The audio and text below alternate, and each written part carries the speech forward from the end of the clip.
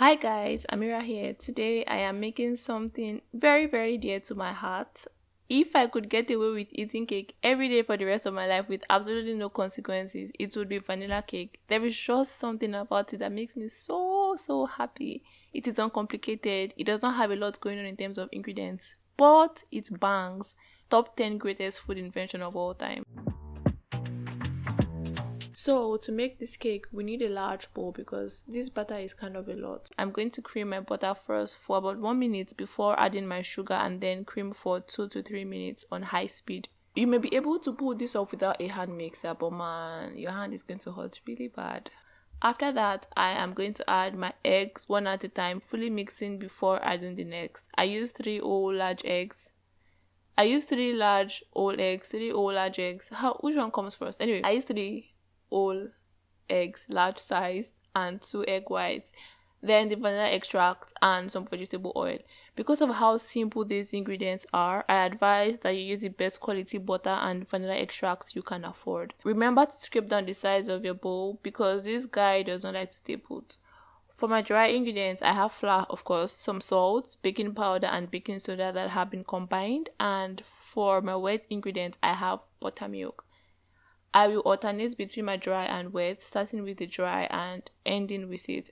So 3 parts dry, 2 parts buttermilk. Sieving creates more air and of course eliminates any lumps.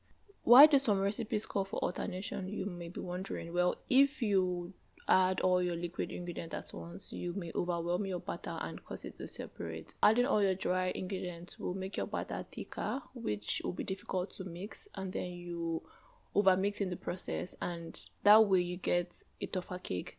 And we do not want a tough cake. We do not want to use a saw to cut our cake. Once the last bit of flour is mixed in, stop mixing. I will give my batter one final mix with my trusted spatula to make sure there are no dry bits anywhere. I have 3 greased 9-inch round tins, and I have this soup spoon to help with fairly even distribution. Comment down below what your favorite type of cake is. Let me know if I have people on my team. You can use a spatula or any other thing to spread out your batter, but I'd rather just shake and tap because I do not want to deal with the residue on the spatula. Bake in a 177-degree preheated oven for about 25 to 30 minutes. My oven can only accommodate 2 of the tins per row, so I made this arrangement. There is still some direct source of heat to the one at the bottom, but I will swap halfway to make sure everybody gets equal treatment. Cakes are done. Let it cool completely in the tin set on a wire rack. While we wait for the cakes to cool, we shall make some buttercream. I have some butter that I am going to cream for about 2 minutes, and that is buttercream. Get it? That was my attempt at the joke. I know it's funny, so just laugh. So the first batch of icing sugar goes in after I have creamed my butter, and then I add some salt. I prefer to add the icing sugar in batches because it is easier for me. Then more icing, some heavy cream, and vanilla extract. Combine that together. And then the final batch of icing. And I know you're thinking that is a lot of sugar, and you are absolutely correct. It is a whole lot. It's like 660 grams icing sugar type of situation. Once that is all done, I will add the juice from half a lemon. This is completely optional, but I do like the little tang it gives. The cakes have cooled completely and can now be frosted. So a plate, 1 layer of cake, some icing, another layer, more icing, just smooth and level it out as much as you can. And then the final layer, bad alignment. I do not want something deeply frosted on the outside because it has enough on the inside. Something just enough, just for outside frosting's sake. At this point, I was ready to dig in, but my flatmate wanted to experiment a little. So with the leftover frosting, we divided it in 3 parts and dyed red, yellow, and blue.